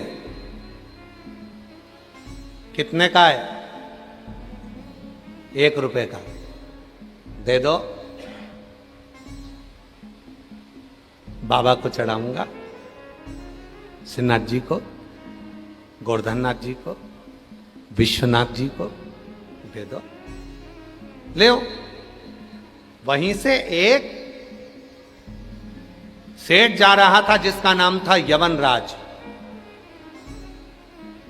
यवनराज सेठ जा रहा था वेश्या के दरवाजे पर। टोकनी में देखा कि फूल रखे थे, बड़ा सुंदर फूल था। जो जमनादास जी के हाथ में फूल रखा था उसी फूल को सेठ यमनराज ने देख लिया। यमनराज ने फूल हाथ में लेकर, हाथ में फूल को उठाकर देखा। फूल वाले से पूछा फूल कितने का है? फूल वाले ने कहा फूल 2 रुपए का। जमनादास जी बोले अभी तो तुम मुझे फूल 1 रुपए का दे रहे थे, विश्वनाथ जी के लिए, गोवर्धननाथ जी के लिए, श्रीनाथ जी के लिए। ए भैया, मैंने ये फूल अपने मन से बाबा को दे दिया, गोवर्धननाथ जी को दे दिया, श्रीनाथ जी को दे दिया, विश्वनाथ जी को दे दिया। अब तो तुम ये फूल मुझे दो ना। फूल वाले ने कहा फालतू की बात मत करो, फूल की कीमत 2 रुपया है। यमनराज को कहा, सेठ जी को। यमनराज जी ने अपनी गठरी में से 2 रुपए निकाल कर देना चाहे तो जमनादास जी ने कहा फूल अब जाएगा तो विश्वनाथ के चरणों में ही जाएगा, फूल जाएगा तो गोवर्धननाथ जी के चरणों में ही जाएगा। फूल की कीमत 4 रुपए। जमनादास भक्त। यमनराज ने कहा फूल की कीमत 8 रुपए, अगर ये फूल जाएगा तो वेश्या के जूड़े में जाएगा। जमनादास जी ने कहा फूल की कीमत 10 रुपए। यमनराज ने कहा फूल की कीमत 20 रुपए। वेश्या के जूड़े के लिए फूल की कीमत 20 रुपए। जमनादास जी ने कहा फूल की कीमत 40 रुपए। यमनराज ने कहा तू मुझे जानता नहीं, मैं नगर का सेठ हूं, ये पूरी नगरी मेरी है, तुम मुझसे भिड़ रहा है। जमनादास जी कहने लगे यमनराज जी आप तो दूसरा फूल भी ले सकते हो, ये फूल तो मेरे बाबा को चढ़ जाने दो। यमनराज ने कहा फूल की कीमत 80 रुपया। जमनादास जी ने कहा फूल की कीमत 100 रुपया। यमनराज ने कहा फूल जाएगा अब तो वेश्या के जूड़े में ही जाएगा, फूल की कीमत 200 रुपए। जमनादास जी ने कहा फूल जाएगा तो विश्वनाथ जी के पास जाएगा, फूल की कीमत 400 रुपए। यमनराज ने कहा फूल की कीमत 500 रुपए। जमनादास जी ने कहा फूल की कीमत 1000 रुपए। यमनराज ने कहा फूल की कीमत 5000 रुपए। जमनादास जी बोले फूल की कीमत 10,000 रुपए। 10,000।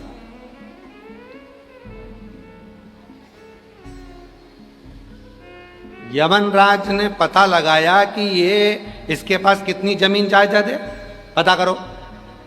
पूरी जमीन बेच देगा 50,000 में बिक जाएगी, इससे ज्यादा नहीं होगा इसके। यमनराज ने कहा फूल की कीमत 25,000 रुपए। जमनादास जी बोले फूल तो विश्वनाथ के पास जाएगा, फूल की कीमत 50,000 रुपए। 50,000। यवन राज ने मन में विचार करा, फूल की कीमत मुझे दुगनी बोलना पड़ेगी, 1,00,000 रुपए मुझे फूल की कीमत लगाना पड़ेगी। 1,00,000 में तो मैं 10 वेश्या लाके खड़ी कर दूंगा।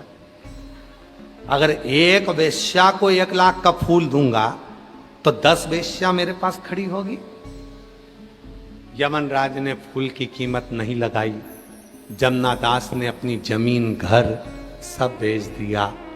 50,000 का फूल खरीद कर जब गोवर्धन नाथ विश्वनाथ के पास पहुंचे, जैसे ही फूल चरणों में चढ़ाया, इतने में तो मेरा ठाकुर, मेरा गोवर्धन नाथ, मेरा विश्वनाथ जमुना दास को गले से लगा लिया। गजब की कीमत लगाई।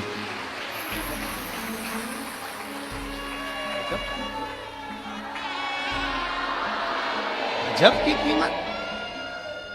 आज भी अगर भगवान शंकर के फोटो का दर्शन करो, श्रीनाथ जी के चित्र का दर्शन करो, गोवर्धन नाथ जी के फोटो का दर्शन करो, आज भी जमुना दास जी का वो फूल तुम्हें फोटो में मिलेगा। फोटो में। आप लोगों में से किसी ने शंकर जी का फोटो देखा? अगर शिव जी का फोटो देखा हो तो यहां एक फूल लगा हुआ उनका देखा होगा कान के पास। किस किस ने देखा है? दर्शन किए? शिव जी के कान के पास में एक फूल होता है, श्रीनाथ जी के हाथ के ऊपर एक फूल होता है, गोवर्धन नाथ जी के हस्त के ऊपर एक फूल होता है। कोई पूछे कि भगवान शंकर जी के कान के पास में केवल एक ही फूल क्यों है, तो जवाब मिलेगा वो फूल किसी और का नहीं है, वो जमुना दास का फूल आज तक मेरा महादेव अपने कान के पास लगा। वो जमुना दास जी का फूल आज भी मेरे गोवर्धन नाथ जी अपने हस्त कमल पर रखते हैं। कीमत फूल की नहीं है, कीमत भाव की है, कीमत दिल की है, कीमत हृदय की है। अब लोग कहें कि पानी गंदा, कोई कहे फूल बेकार हो गए, कोई कह दिया पानी फूल मुरझा गए, कोई कहने कह दिया ये बेलपत्री टूट गई, कोई कह दिया बेलपत्री खंडित हो गई, कोई ने कह दिया नारियल सड़ा निकल गया।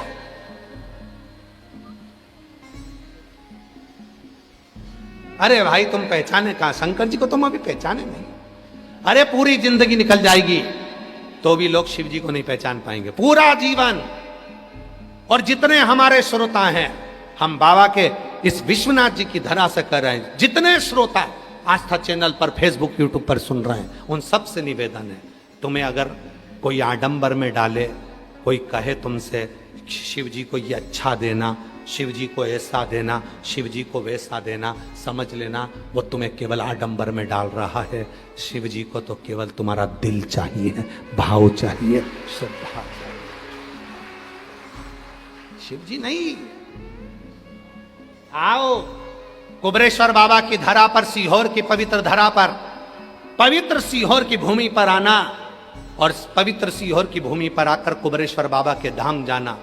कुबरेश्वर बाबा के धाम पर जाकर आप दर्शन करोगे, जहां बैठोगे वहीं पे तुम्हें कंकर शंकर मिलेगा, जहां बैठे हो वहीं बेलपत्र पड़ी हुई मिलेगी, कहीं बैठे हो वहीं पर लोग पूजन करते हुए दिखते हैं। कई लोग कहते हैं कि यहाँ का मैनेजमेंट सुधारना चाहिए, यहाँ लोग हर कहीं बैठकर पूजन कर देते हैं, मैनेजमेंट सुधारना चाहिए।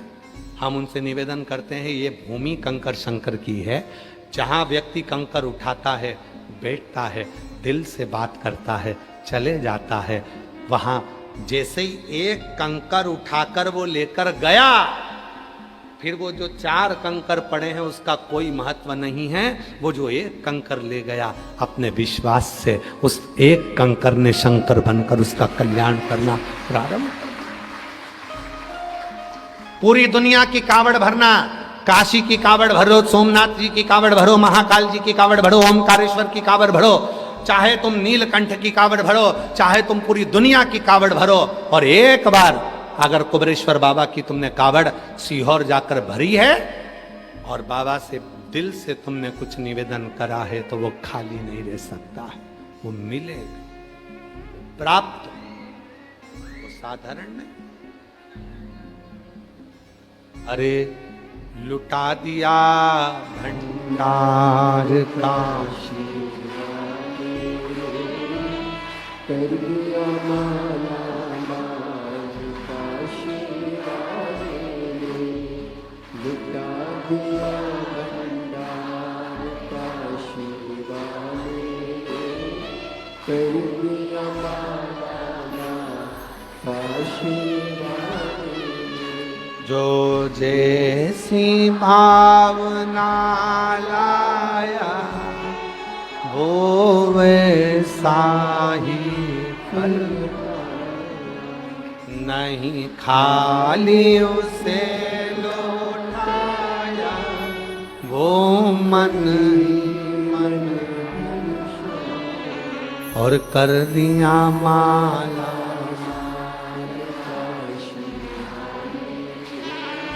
लुटा दिया काशी लुटा दिया काशी कर दिया माला काशी। शिव की पूजन में, शिव के प्यार में 3 चीजें जरूरी, सुन लेना सब। शिव की पूजन में और शिव के प्यार में 3 चीजें जरूरी है। पहले नंबर पर वफादारी, बोलो। अगर वफादारी है तो शिव तुम्हारा है। बाबा जी, आज के जमाने में लोग गुरु के प्रति भी वफादार नहीं हो पाते, माता पिता के प्रति भी वफादार नहीं हो पाते, अपनों के प्रति भी वफादार नहीं हो पाते, धर्मपत्नी और बच्चों के प्रति भी वफादार नहीं हो पाते, पति पत्नी के प्रति वफादार नहीं हो रहा और पत्नी पति के प्रति वफादार नहीं हो रहा। अगर वफादार होते तो लेटरिन की बाथरूम की टाइल्स के नीचे दबे हुए नहीं मिलते। वफादार होते तो ड्रम के अंदर पड़े हुए नहीं मिलते। वफादार, गुरु के प्रति भी वफादारी बहुत जरूरी। जिस गुरु को तुमने मंत्र लिया है, जिस गुरु को तुमने मान लिया कि मैंने श्री शिवाय नमस्तुभ्यम मंत्र ले लिया, वो गुरु मेरा है। अब जो बोलेगा, गुरु वाक्य ही जनार्दन का वाक्य है, और गुरु ने कह दिया ऐसा, तो फिर उस वचन को पकड़ लिया तो फिर तो तुम पार हो गए। और गुरु के वचन में भी अगर संशय हो गया तो फिर रहेगा गुरु के वचन। इसीलिए दुनिया के लोगों ने एक वचन पकड़ लिया, एक लोटा जल। जब दुनिया के लोगों ने एक वचन पकड़ लिया कि एक लोटा जल सारी समस्या का हल है, तो काय को आडंबर में फंसूं, काय को पाखंड में जाऊं, काय को इधर उधर भटकूं। दुख आया, लोटा भरा, शिव जी के मंदिर पहुंच गए, काम आ गया। 3 चीजें हैं शिव की पूजन में और शिव के प्यार में। 3 चीजें जरूरी है। पहले नंबर पर बोलो वफादारी, दूसरे नंबर पर विश्वास, और तीसरे नंबर पर समर्पण। ये 3 चीजें। पहले नंबर पर वफादारी रखना। वफादारी का मतलब होता है कि मेरा शिव जैसा रखे, शिव जैसा, शंकर जैसा। किसको कहते हैं वफादारी, मालूम है तुमको?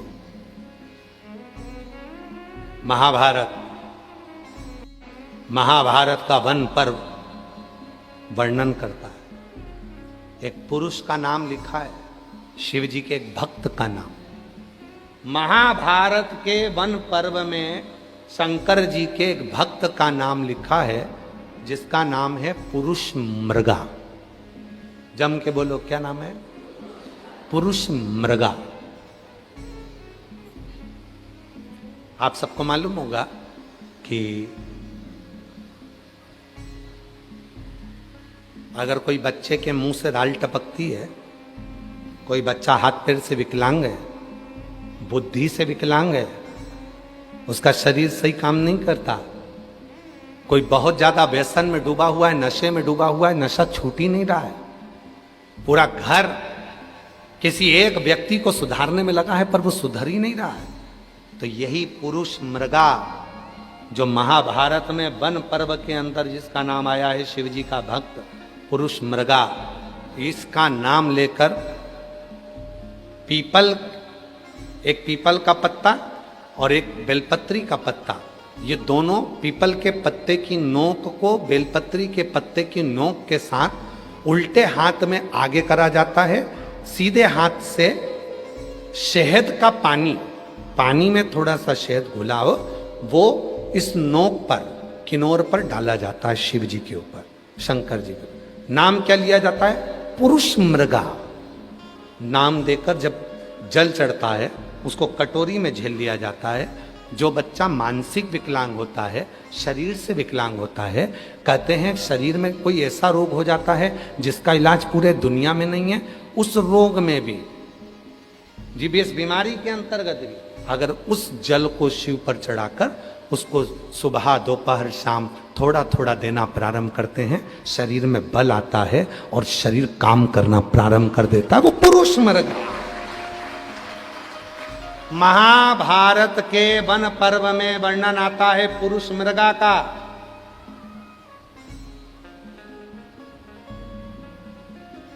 जिसका शरीर पुरुष का था, पांव मृग के थे, पांव मृग के थे, पुरुष मृग।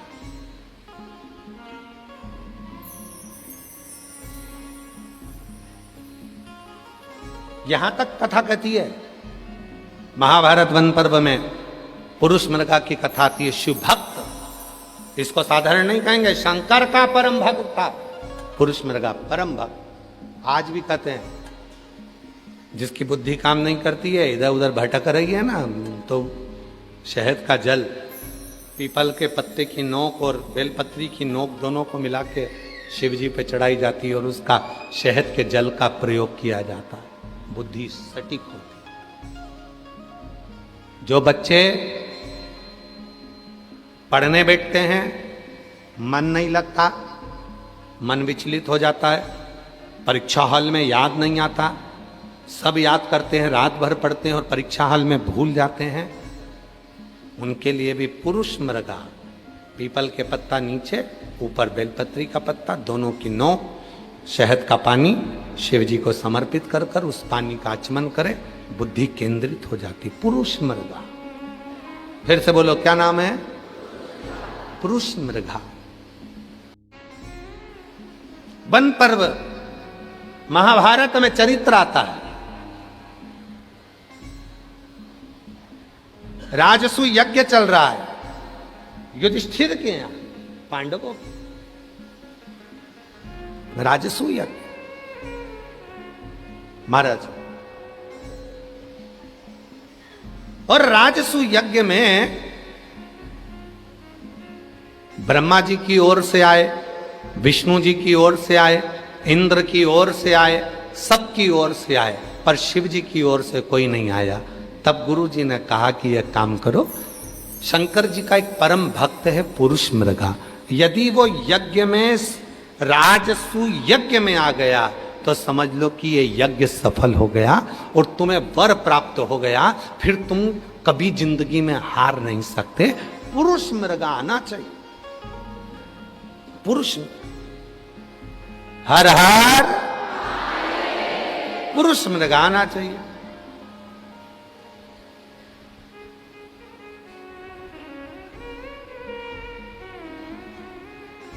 पर गुरु जी ने कहा उसको लाना बहुत कठिन, बहुत कठिन।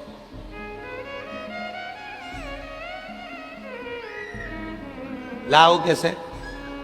तो महाराज पुरुष मृगा को लाया कैसे जाए?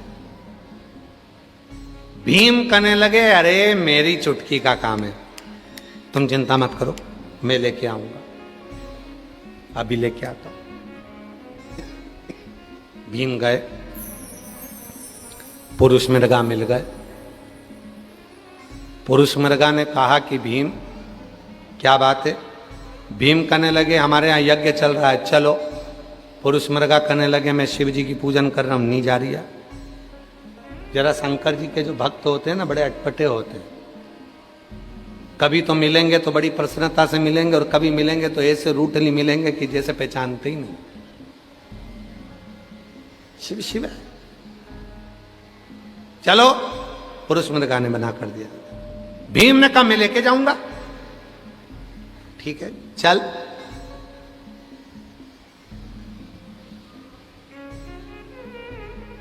लगा दौड़। अगर तू जीत गया तो मैं हस्तिनापुर जाऊंगा, और अगर हार गया तो तेरे शरीर के 42 टुकड़े कर कर तालाब में फेंकूंगा। मंजूर है, भाग। भीम तो हल्के में रह रहा था शिव जी के भक्त को। शंकर का भक्त कभी हल्के में नहीं लेना चाहिए, बड़ा भारी होता है। बहुत बार 100 के करीब में तो हम ही हैं। भारी तो है, ठीक है? शिव का भक्त कोई हल्का है?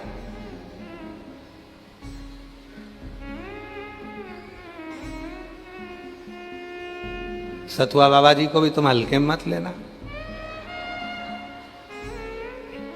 मसान में रहने वाला, शमशान के सामने रहने वाला, दिन रात मुर्दे जलते देखने वाला कोई साधारण नहीं हो सकता। शिव ही का कोई कृपा, तो कोई साधारण नहीं है। बाबा जी हम कई बार कह देते हैं अपनी कथा में कि उत्तर प्रदेश सरकार के माननीय मुख्यमंत्री जी योगी जी को भी हल्के में मत लेना, बहुत भारी है। एक तरफ तो गोरख पर पीठ के पीठाधीश्वर, दूसरी तरफ मुख्यमंत्री। दुनिया के लोगों को लगता है कि वो केवल मुख्यमंत्री हैं, पर सही मायने में देखा जाए तो मुख्यमंत्री तो बाद में है, पहले गोरख पीठ के पीठाधीश्वर हैं। और वो पीठ जो दुनिया की आनंद का सुख देने वाली पीठ है लोगों के लिए, उसको समझना कठिन। शिव भक्त को कौन जान सकता है? भीम ने कहा मैं भागता हूं, ठीक है पकड़ो।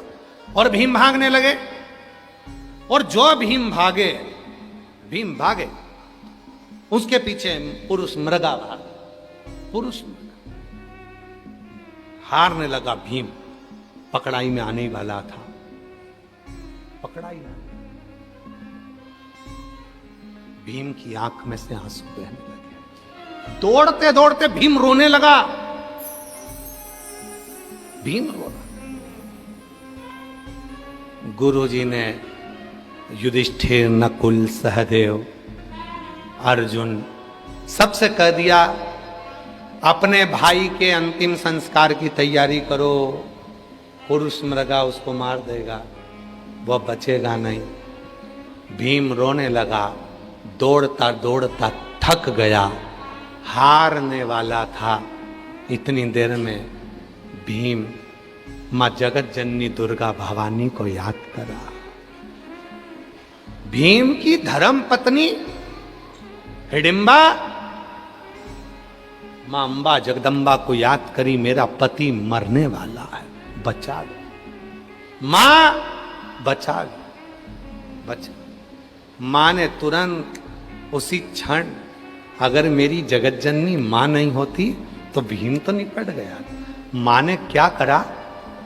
मेरी जगत जननी मां ने अपने जूड़े में से एक गजरे का फूल नीचे फेंका। जो फूल फेंका वहां शिवलिंग आ गया।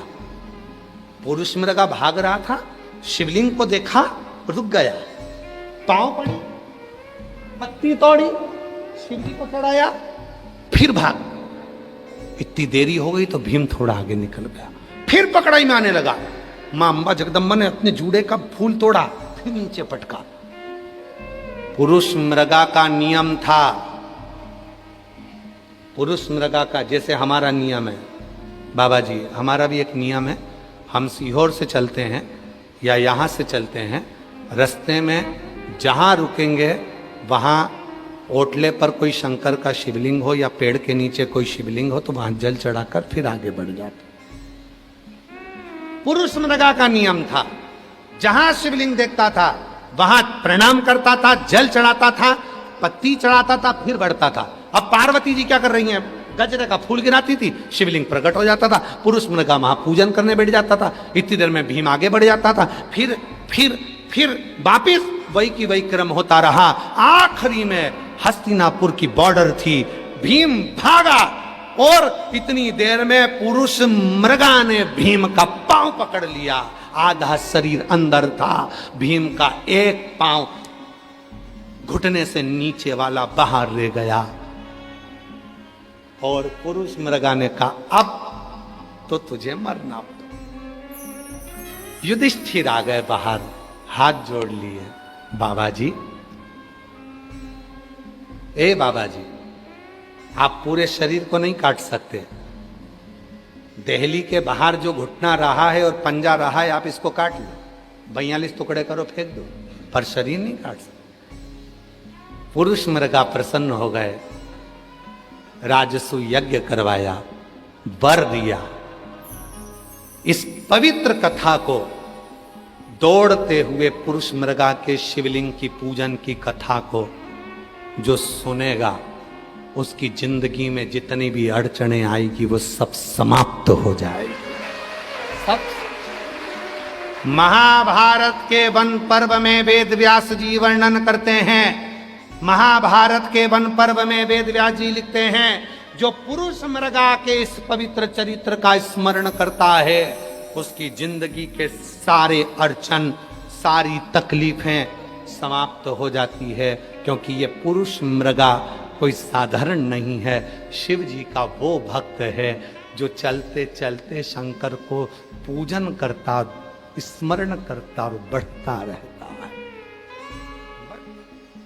और विश्वनाथ की धरा पर रहने वालों को तो इसका स्मरण है। मां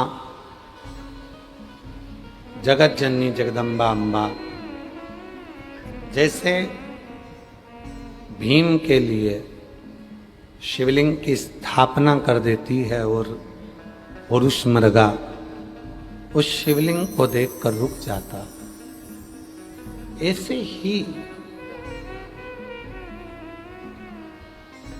ये जितने संसार में जितने भी शिवलिंग है, जितने भी शिवलिंग पूरे भूमंडल पर विराजमान हैं, ये हमको ये सीख देते हैं कि कुछ देर वहाँ बैठने पर हमारे जीवन के सारे कष्ट, अड़चने दूर हो जाते हैं। अड़चन दूर होती, कष्ट दूर होते। एक स्मरण रहे आपको,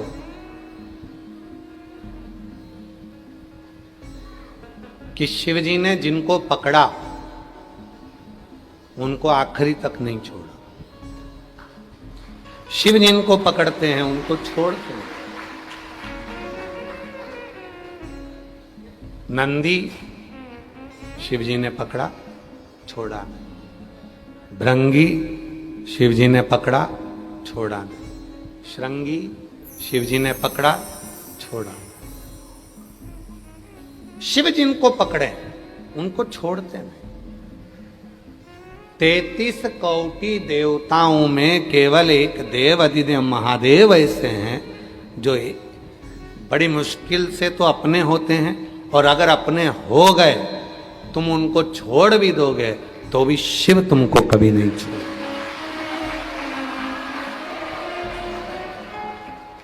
शिव नहीं छोड़।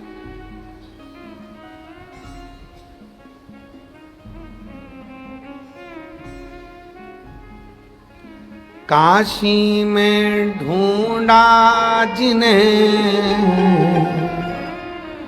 अवंतिका में पाया, काशी में ढूंढा जिन्हें अवंतिका में पाया। शिव भक्तों के हृदय में, भक्तों के हृदय विश्वनाथ का ठिकाना, भक्तों के विश्वनाथ का ठिकाना। दुनिया वाले क्या जाने मेरा रिश्ता पुराना है। कोई संबंध आपका हमारा रहा है शिव जी से?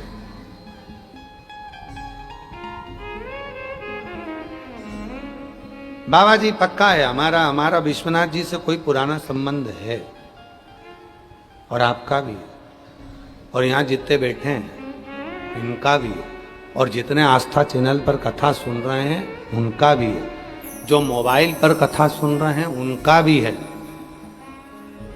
अगर संबंध नहीं होता तो बंसल जी तुम्हें दिल्ली से यहाँ नहीं बुलाते,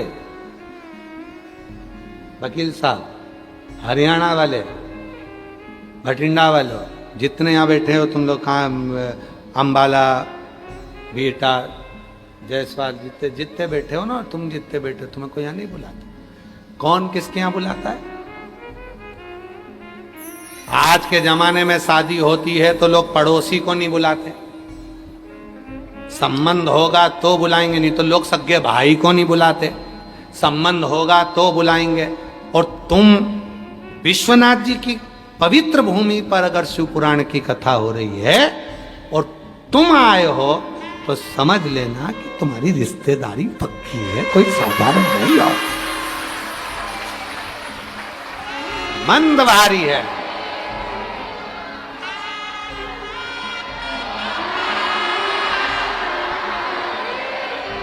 का दमदार आवाज पाई है रे विश्वनाथ वालों।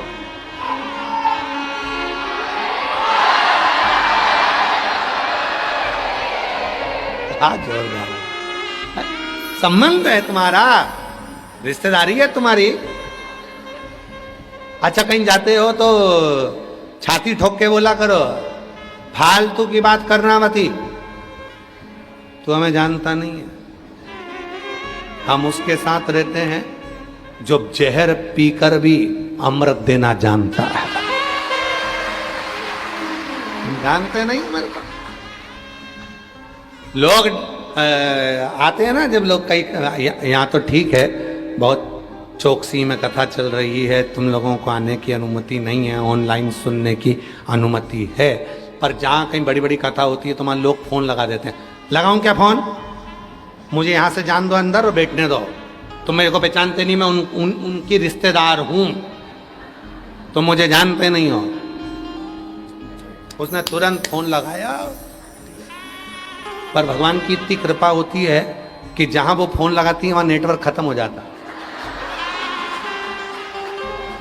ये बड़ी कृपा है, जब बड़ी बड़ी कथाएं होती है तो कथा में नेटवर्क चले जाता है, लगा फोन, किसको लगाएगी, फिर वहां वो रिश्तेदारी काम नहीं आती, फिर रिश्तेदारी क्या काम आती है, ए भैया चले जान दे रे, तेरे हाथ जोड़ो, ए पुण्य लगेगा रे, सीवर वाला बाबा के देख लूंगी, वो सीवर वाला बाबा मेरे को एक बार देख लेगा, बस उतने में मेरा काम हो जाएगा रे, मेरे को चले जा, तेरे हाथ जोड़ो। अब वो फोन काम नहीं करा और वो काम कर गया, इतने में तो जितने गार्ड लगे थे ना, बाउंसर वाउंसर को, जितने पुलिसकर्मी, उन्होंने कह दिया बेचारी के जान दे।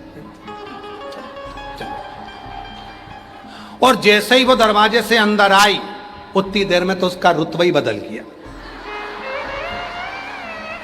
वो पीछे पीछे तो नहीं, अंदर आके आगे आगे बैठी, जो आगे आके बैठी सब उसको देख रही, किसी की पहचान वाली है।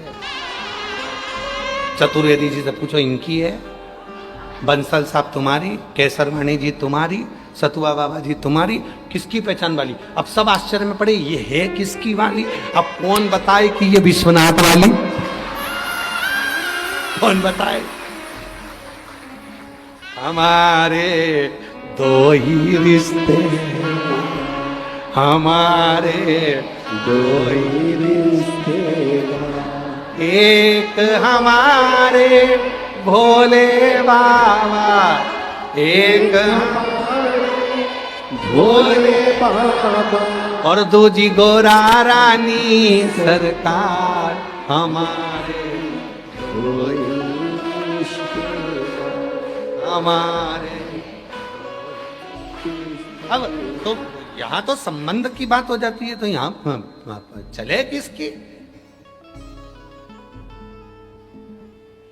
आज वो एक लड़का वो होटल में एक लड़का गाना गा रहा था, टिंकू जिया टिंकू जिया, क्या बताओ, झाड़ू पोछा लगा रहा था और गाना गा रहा था टिंकू जिया। तो हमको भी याद आ गया, विश्वनाथ गोरा के पिया, गोरा के पिया, हमको भी काशी बुला लिया। हमको भी याद आ गया है, सही है। विश्वनाथ गोरा के पिया, गोरा के पिया, हमको भी काशी बुला ही लिया। अबे बाबा ने बुलाया तो वो तो प्रेम की बात, तो वो गा रहा था टिंकू जिया, टिंकू जिया। हमने भी सोच लिया कितना प्यारा गा रहा है, तो हमने भी सोचा विश्वनाथ गोरा के पिया, गोरा के पिया, हमको भी काशी बुला ही। अब तुमको गाना चाहिए, काशी वालों को गाना चाहिए, हमको भी कथा में बुला ही। शिव है, औघड़दानी है, शंभु है, त्रिकालदर्शी, माता जगत जननी। जितने शिवलिंगों का निर्माण संसार सागर में, जितने भी शिव मंदिर हैं, जितने भी शिवलिंग हैं, ये संपूर्ण जगत का कल्याण करने वाले, संपूर्ण। महाराज कितना सुंदर लिखा है, मां नर्मदा जी के जल से निकले हुए शिवलिंग की प्राण प्रतिष्ठा नहीं भी होती